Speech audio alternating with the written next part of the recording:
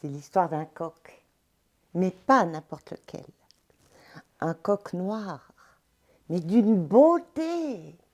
Vous l'auriez vu. Ses plumes toutes noires qui lissaient sans arrêt, brillaient. Et puis, elles avaient des reflets bleutés sur les ailes, orangés, turquoise, orangés surtout au jabot. Et quand il se tenait bien droit face au soleil, on aurait dit qu'il portait un bijou, un collier. Il était beau. Il avait de grands yeux, mais des yeux doux, qu'on avait envie de s'approcher.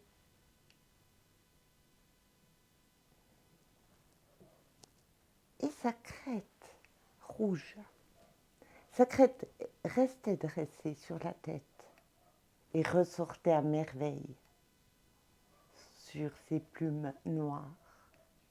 Oh, vous l'auriez vu. Je suis sûre que vous auriez dit aussi, ah ouais, il était vraiment beau ce coq. Et ce coq, il était là dans cette ferme. Il ne faisait pas que se lustrer les plumes, mais il travaillait aussi. Et tous les matins, avant tout le monde, il était perché sur le plus haut piquet du poulailler et il lançait son...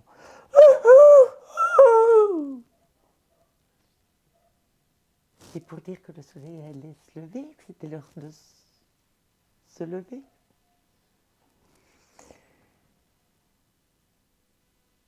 Et lorsque les poules étaient toutes sorties du poulailler, il allait un peu avec ses pattes rassembler la paille et la remettre sur les nids. Oh non, il n'allait pas trop frayer avec les poules. Leur caquetement ne l'intéressait pas. Mais il avait fait le tour de l'écurie, il connaissait chacun des animaux. Tout le monde appréciait. Mais ce coq, il s'ennuyait.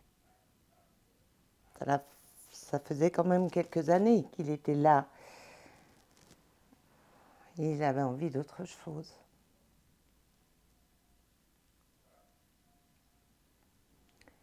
Et un jour, après avoir lancé son cocorico pour réveiller la ferme, il est parti. Adieu, veaux, vaches, cochons, poules. Je m'en vais voir le vaste monde. Et en trottinant, sautillant, il a pris le chemin de la forêt. Il voulait aller découvrir le vaste monde.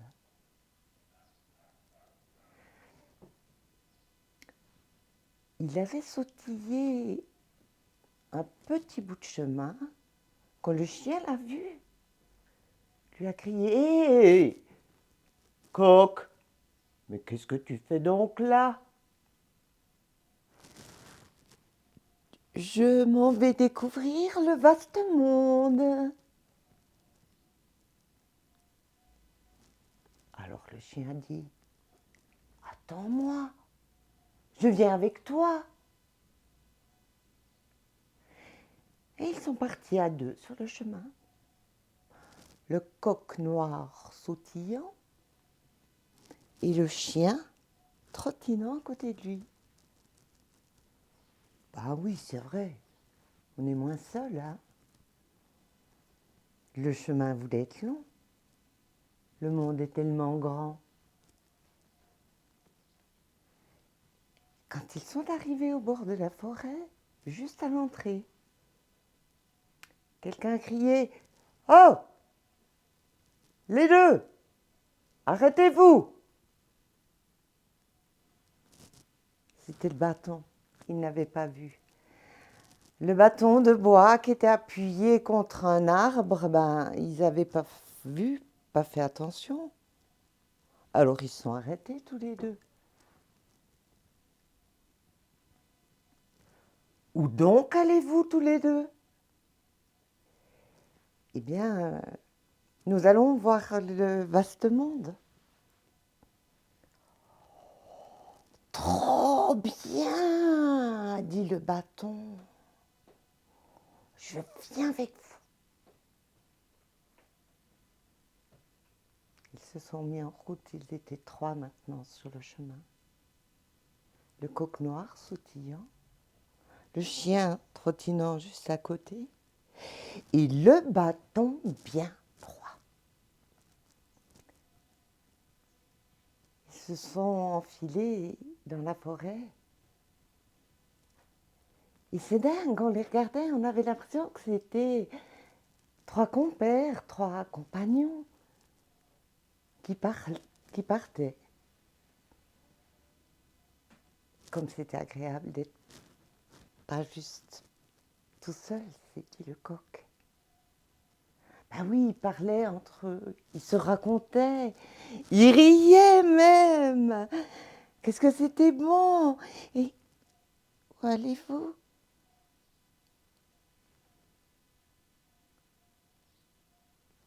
Vous avez entendu? Ils avaient entendu tous une petite voix. Ils se sont arrêtés, ils ont regardé à gauche, ils ont regardé à droite. Ils n'ont vu personne.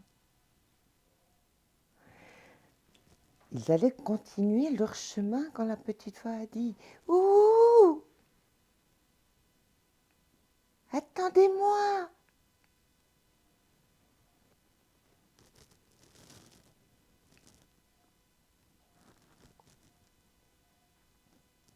Ben non, je vois rien, moi non plus.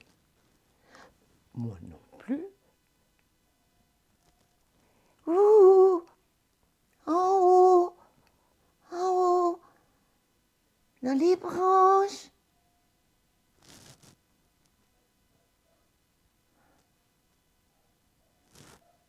Ils ont levé la tête et le bâton a tiré la branche jusqu'en bas. Le coq a piqué de son bec une petite, toute fine aiguille. Je veux venir avec vous.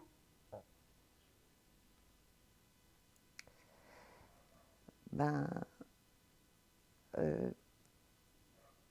le coq l'a posé dans l'herbe. Il lui a expliqué que je ne peux pas te porter tout le long.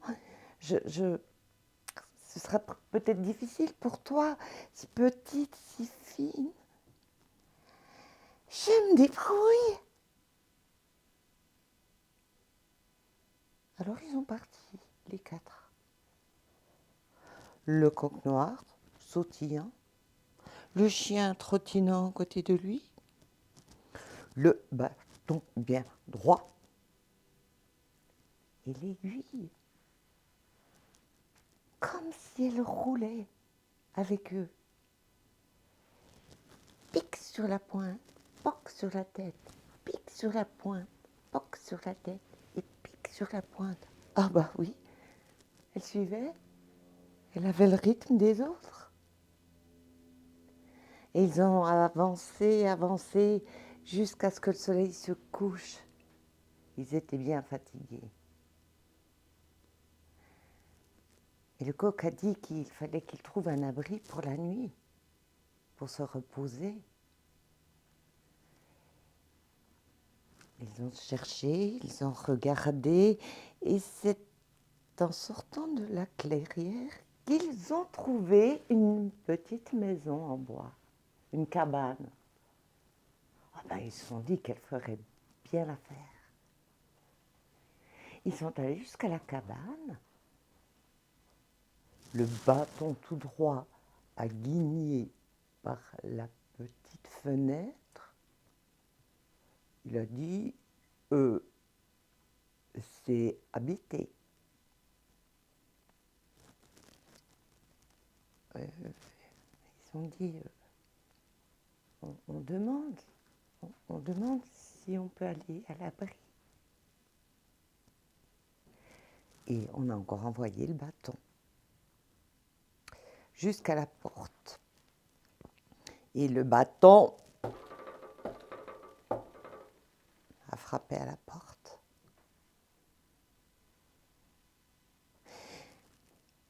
Les 4 ont retenu leur souffle.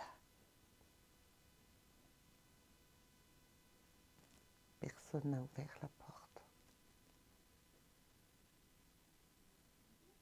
Alors on a fait signe encore au bâton. Il a recommencé.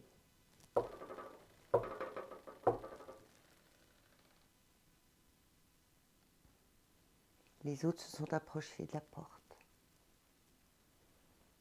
On n'a rien entendu. Alors ils ont ouvert la porte. Et ils sont entrés dans cette cabane de bois. Oh oui, il y avait un lit, un évier. C'était certainement habité. Alors, ils ont décidé que chacun allait trouver l'endroit où il voulait se coucher, calmement, sans rien casser, sans rien bousculer. Le chien a dit, moi je me couche vers la porte. Il s'est couché là. Le bâton est allé dans un coin.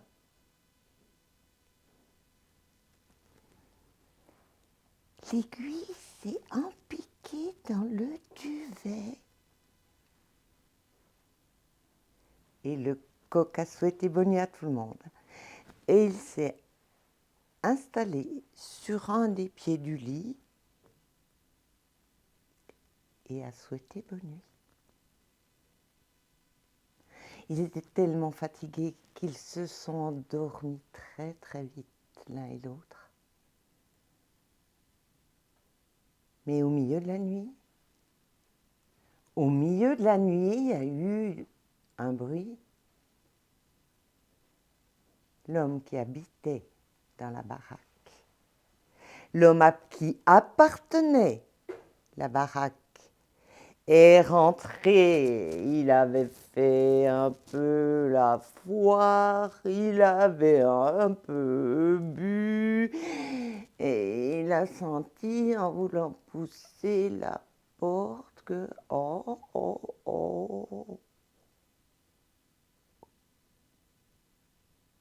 quelque chose avait changé.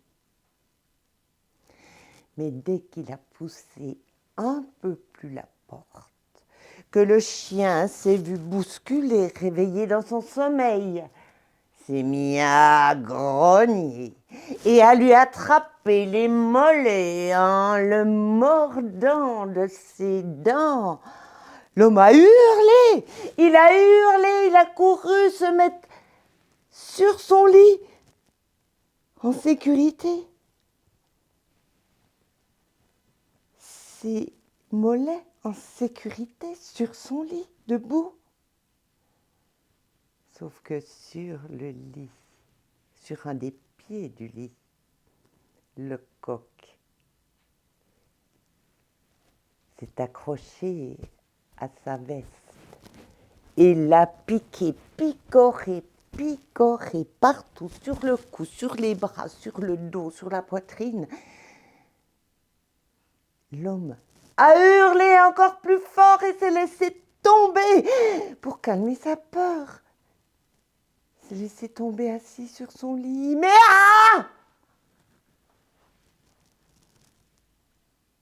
l'aiguille lui était entrée dans le derrière. Ça lui avait fait horriblement mal. Et le bâton tout droit a eu envie de participer un peu. Alors il s'est avancé et a donné 3 bons cou sur les fesses de l'homme, comme s'il voulait lui dire « Vas-y, sors d'ici ». C'est ce qu'a fait l'homme, en hurlant, en criant. Mais il n'a pas traîné, il s'est enfui. Il a dit « Mais c'est pas possible, ma cabane est ensorcelée ».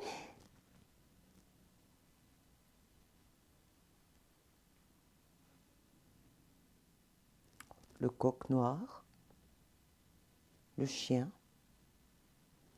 le bâton et l'aiguille toute fine ont tous repris leur place, leur lieu de couche.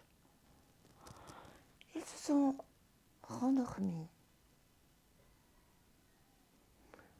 jusqu'à ce que le coq noir, du haut de son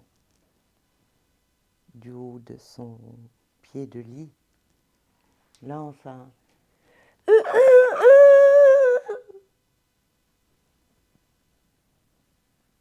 pour dire à ses amis de se réveiller. Allez, on y va.